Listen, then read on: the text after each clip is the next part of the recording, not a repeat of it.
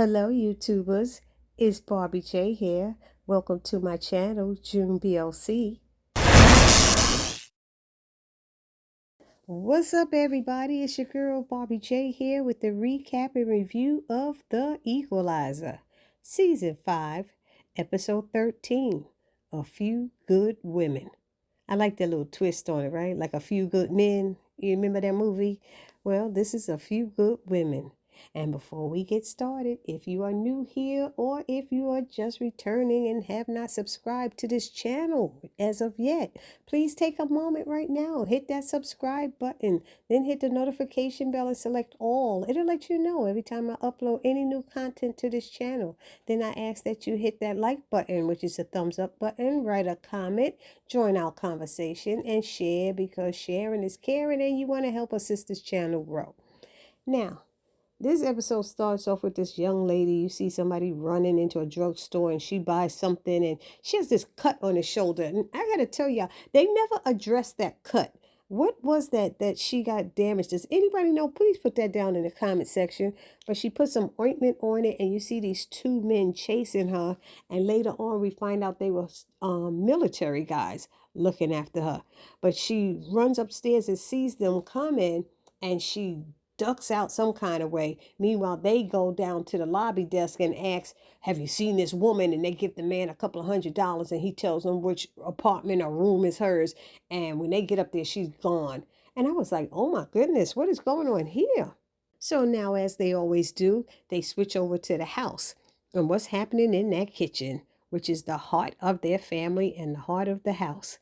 And we see Delilah running into the kitchen with a letter from Heartstone University, which is her safety school. And when she opens it and reads it, she finds out that she was denied. So she is distraught because the safety school is the one you're definitely getting in.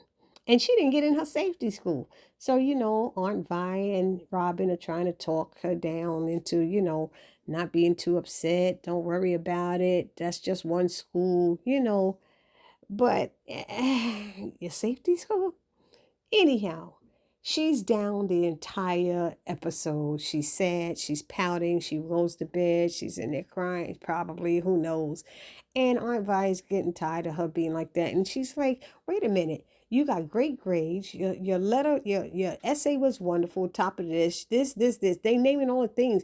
Why didn't they accept you? Have you ever thought about calling to find out? So Delilah calls to find out, and they don't tell her much.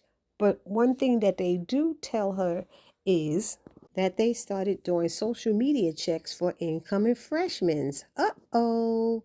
So, of course, Dee figuring it has to do with her arrest. When she was at the protest, remember she was protesting, y'all, and she got arrested, and Aunt Vi warned her how this could be detrimental to her getting into college and things like that.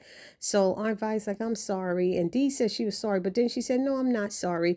She said she would do it again, meaning choosing her principles over her college plans. And I was like, okay. And Aunt Vi's like, honey, that school don't realize that they're missing out on an amazing young lady on their campus. Now we have a scene with Robin. She's going to see Dante. It's snowing outside.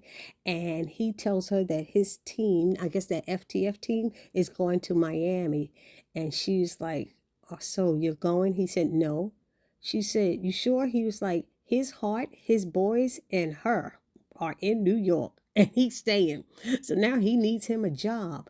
So Robin asking him, is he going to go and ask Captain Watkins for his old job back? And he's like, yeah, I don't think she's going to take me back or anything like that.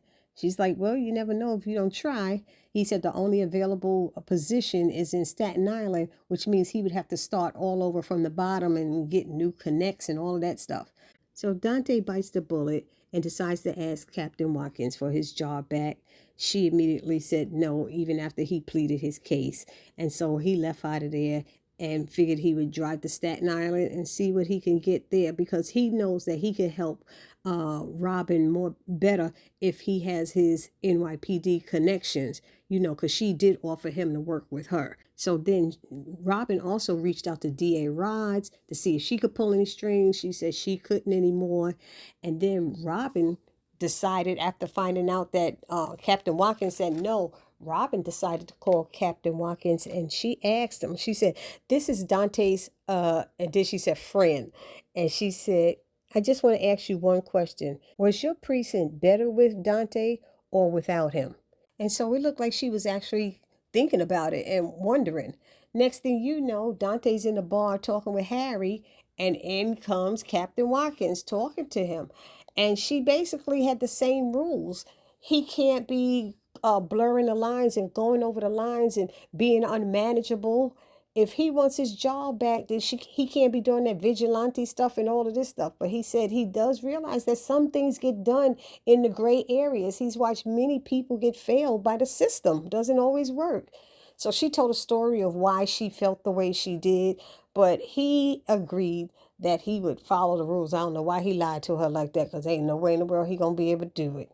So while Robin was with Dante, her phone rang, and it's her new client Tiston, and he's telling her about his friend Cass, who disappeared from the army. She went AWOL, and he's concerned that she could be court-martialed as well.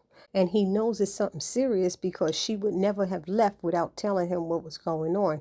So he's really concerned in trying to find her. So Robin told him she'll do her best to find out where Cass is. So she goes to see Harry, and he digs up information about Corporal Cass Crawford.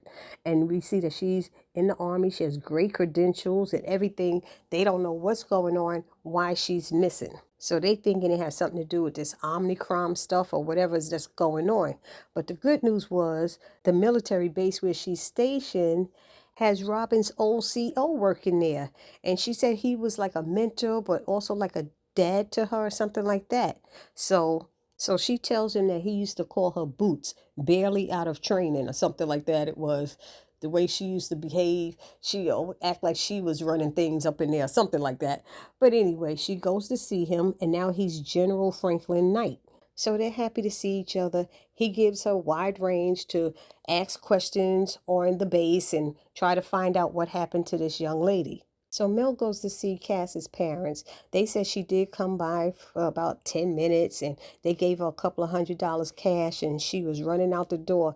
They didn't know what was going on. They thought it was strange, but she never said anything to them. So Mel said she'll do her best to find out where Cass is, and she'll keep them informed.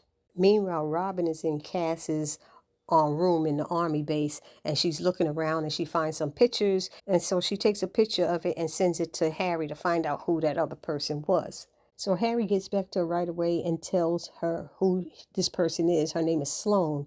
And Robin was saying, "Oh, we need to talk to her because maybe she could shed some light on what's going on." But he said, "We can't because she died a couple of days ago." Right before a meeting she was supposed to have with JAG, JAG, which stands for Judge Advocate General Corps.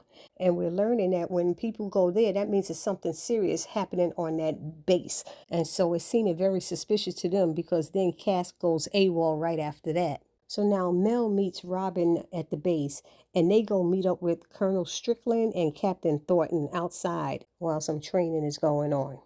So they're asking these men questions, and they're giving these vague answers and stuff. And Robin gets to the point where she said, "Well, tell me this. Were either of you aware that 2 or 3 of your soldiers had meetings with JAG?" And Captain Thornton got up in Robin's face saying, "What you trying to say?" And she stood right back up in his face and said, "I'm just asking a question." So Colonel Strickland gave some evasive answer, and Mel and Robin left. But there was also another man that Robin met with, and she wanted to know about the meeting that Cass was supposed to have. And he said he didn't want to answer no questions or be involved because he don't want to get court-martialed just because she's friends with the general. And she was like, "I just needed to know what happened." He said, "Well, it's a moot point because they didn't show up." And she said, "Oh, that means it was more than just Cass." And he was like, "Look, I said more than enough." And then he walked away. So then we have Harry letting them know that he see a video of Cass throwing a burner phone in the garbage and running away. So Mel goes and finds that address where that garbage can is and pulls out the burner phone because it'll probably have a phone number that'll lead them to somebody else. In the meantime, Robin is meeting with the training exercise supervisor. I think his name is Staff Sergeant Fuentes. And so he tells Robin what happened, saying that it was in the report. She said, "Don't bet on ever seeing that report." But he had given Robin 2 more names, Staff Sergeant Craig and Sergeant Grant, who both are off base taking a personal day.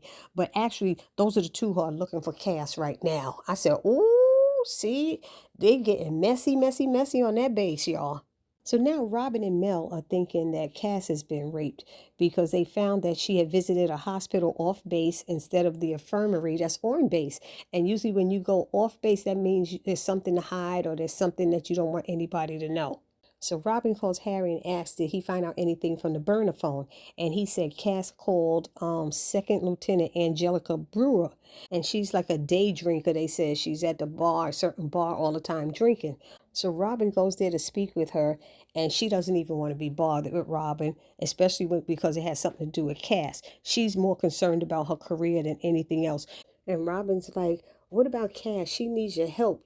She said, what about what I need? I'm working for this promotion. That's what I need. And she was like, what happened to sticking together? Is her word against his? And Angelica could care less about it. I tell you. But Robin said, I could tell by the way you're talking, whoever did this to you is in a powerful position. And Angelica could care less. She told Robin to tell Cass to lose her number. I said, dag, that's messed up. Meanwhile, back at the Batcave, Harry found another video of Cass hot wiring a car. So she drives off and ends up at some warehouse where it's parked out front. And Harry tells Mel that those two off-duty officers, Grant and Craig, that their cell phones are pinging and it looks like they're going in that same direction. And Mel is in her car like, oh my God, they're going to try to kill her. So she starts speeding and she gets to the warehouse before they do. And she's yelling, Cass, Cass, I know you don't know me, but Tiston sent us, you're in danger. We got to get you out of here. Hurry up. So when Cass comes out and they finally about to make an exit, those two guys show up in there. So they hiding from them and everything. And they push over one of the shelves on them. And when they get up, Mel has two guns, one pointed at each one of them, told them to turn around slowly and put the guns down. And they're like, we're just following orders.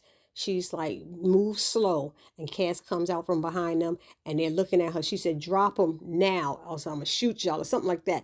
And they look and try to shoot her and she shot both of them. I don't know if they were dead or not.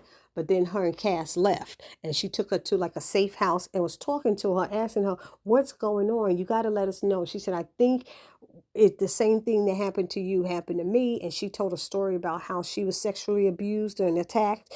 And then Cass admits it. And she was like, well, who did it? She kept saying, she wouldn't say who the person's name was. She said, who did it?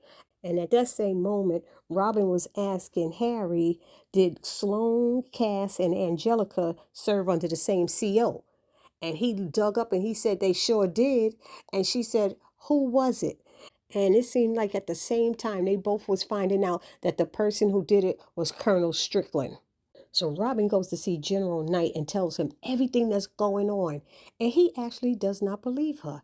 And he tells her, don't be coming in here with these false accusations, about a decorated officer who's under my watch, all because of one crazy woman running around or something like that. I was like, what? And she was like, are you for real now? Robin was so shocked. And she stood up and said, I didn't think I would ever have to say this, but I am ashamed of you. She said, what happened to all of that stuff you taught me about honor and respect? And she just walks out.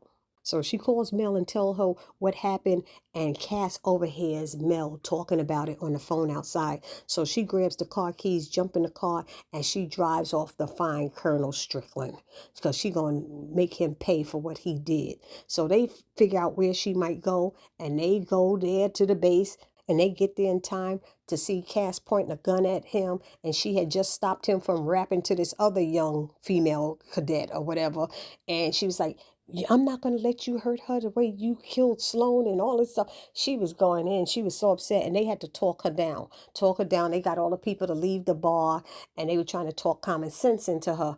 Don't let him do this to you and ruin your career and all this stuff.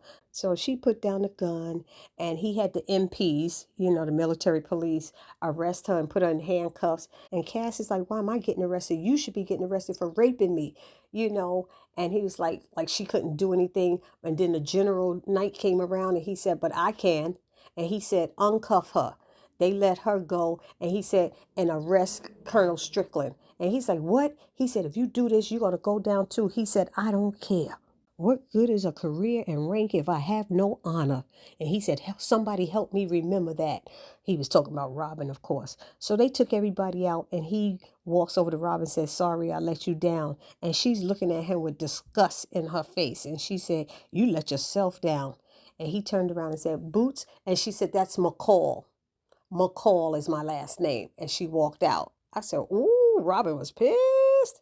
And so the episode ends with Corporal Cass Crawford. Let's say that 3 times real fast. CCC, Corporal Cass Crawford. What a tongue twister that was, wasn't it? Anyway, she comes out of this building and Tiston is there, Mel and Robin, and they're asking what happened. And she said, due to her extenuating circumstances, she will not face any charges. And so Robin offers her a job if she wants to put the military behind her. But Cass turned her down, saying that she belongs in the army. And then at that point, you hear the horns blowing, you know, whatever. And you see Sloane's casket coming by. And so they all salute. And that's how it ended. But you know what, y'all? There was a part that I missed. When Robin and Mel were considering that she got raped, they called Tiston and asked him. And he started getting upset, like, if one of them hurt him, I'll kill him. I'll do this. And they said that's probably why she didn't tell you, because she didn't want you to get yourself in trouble and end up ruining your career. So he was a good friend. And I just felt like I needed to say that part because friends, how many of us have them? Friends, ones you can depend on. So I just had to get that in. Anyway, y'all let me know down in the comment section what y'all thought about this episode. And I will see you all in the next video. It's your girl Barbie J saying, please do not forget to subscribe, like, comment, and share. Subscribe, like, comment, and share. Peace.